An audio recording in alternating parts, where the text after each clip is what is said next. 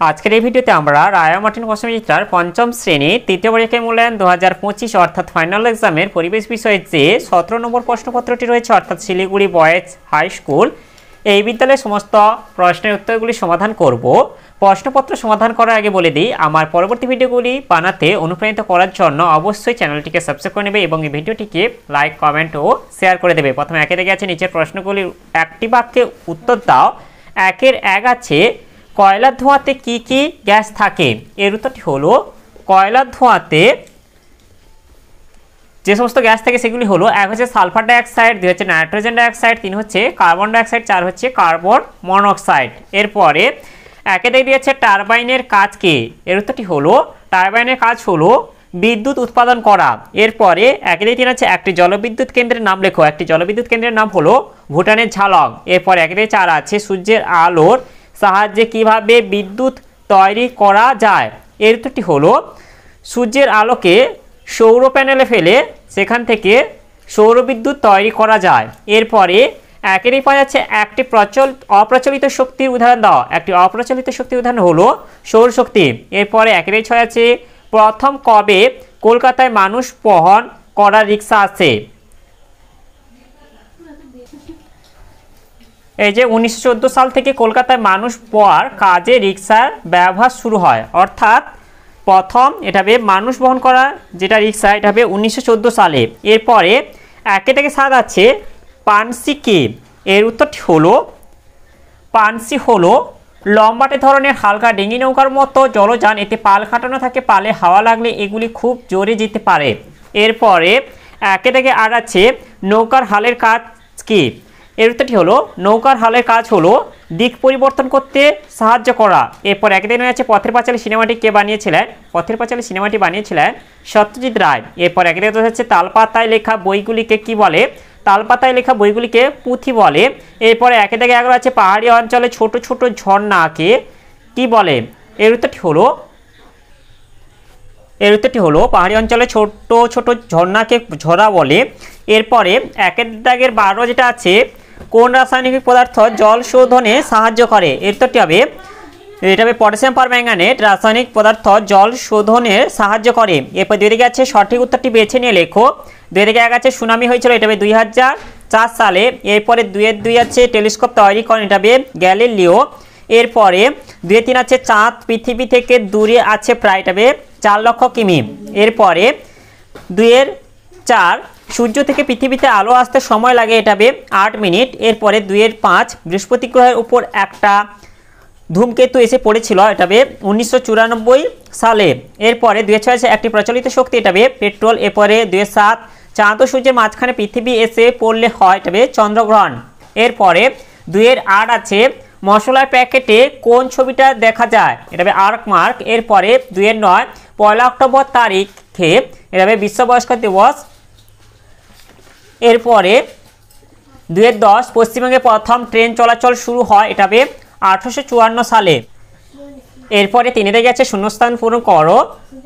3 থেকে 1 আছে এটা হবে শিক্ষা শিশুর একটি মৌলিক অধিকার। এরপরে 3 থেকে 2 এটা হবে দামোদর নদীকে কেন্দ্র করে ডিভিসি তৈরি হয়েছিল।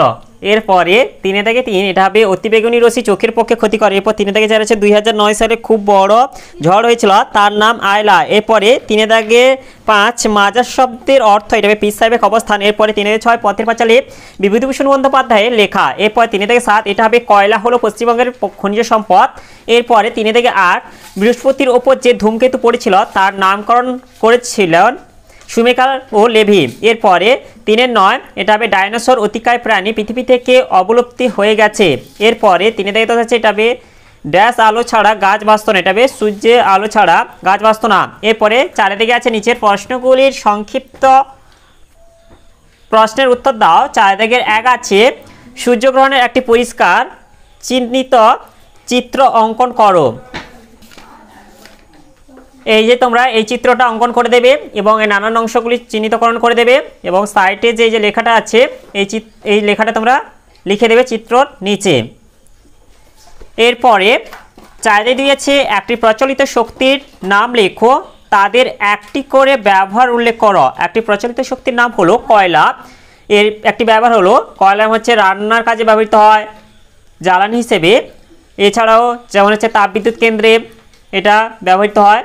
এরপরে 4 হচ্ছে বন থেকে আমরা কি কি পাই, এর উত্তরটি হলো বন থেকে আমরা যে যে জিনিস পাই তা হলো 1 বাঁচার জন্য অক্সিজেন, 2 হচ্ছে আসবাবপত্র তৈরির কাঠ, 3 হচ্ছে ওষুধ, 4 মধু ও মোম, 5 ফুল ফল, 6 জ্বালানির কাঠ, 7 কাগজ, 8 মশলা দড়ি, 9 আঠা থুনা রেশম, 10 রবার গত রজন। এরপরে 4 আছে রাস্তায় বেরোলে কি কি করবে না, এর উত্তরটি হলো 1 হচ্ছে গাড়ি যাওয়ার সবুজ আলো জ্বলে উঠলে কখনোই রাস্তা পারাপার করব না, 2 হচ্ছে রাস্তায় দৌড়াদৌড়ি করব না, 3 হচ্ছে বড় গাড়ির দিক পরিবর্তনের সময় গাড়ির কাছাকাছি আসবো না, 4 হচ্ছে রাস্তার ওপর কখনোই খেলবো না বা দৌড়াদৌড়ি করব না, 5 বাস থেকে লাফ দিয়ে নামবো না, 6 নামার দিকে চলন্ত গাড়ি বা বাইক আসলে নামবো না, 7 বাসে ঝুলন্ত অবস্থায় যাব না, 8 হেলমেট ছাড়া মোটর সাইকেল ব্যবহার করব না, 9 রাস্তা পারাপারের সময় মোবাইল ব্যবহার করব না, 10 রাস্তায় কলার খোসা ফেলবো না। এরপরে 4 আছে জলচক্র চিত্রের সাহায্যে বুঝিয়ে লেখো। এই যে সূর্যের তাপে পুকুর নদী সমুদ্রের জল বাষ্প হয়ে উপরে উঠে যায়, উপরে উঠে ঠান্ডা হয়ে মেঘে পরিণত হয়, মেঘ থেকে বৃষ্টি রূপে জল পুকুর নদী সমুদ্রে ফিরে আসে, সূর্যের তাপে আবার পাহাড়ের মাথায় সঞ্চিত বরফ গলে জল এবং পরে বাষ্প হয়ে উপরে উঠে যায়। এইভাবে জল কখনো মেঘে কখনো বৃষ্টি আবার কখনো বরফ রূপে আকাশ আর পৃথিবীর মধ্যে ক্রমাগত ঘুরে চলেছে, একে জলচক্র বলে। এই যে এই জলচক্রের চিত্রটা অঙ্কন করে দেবে। এরপরে 5 আছে বাম স্তম্ভের সঙ্গে ডান স্তম্ভ মিলে রেখো।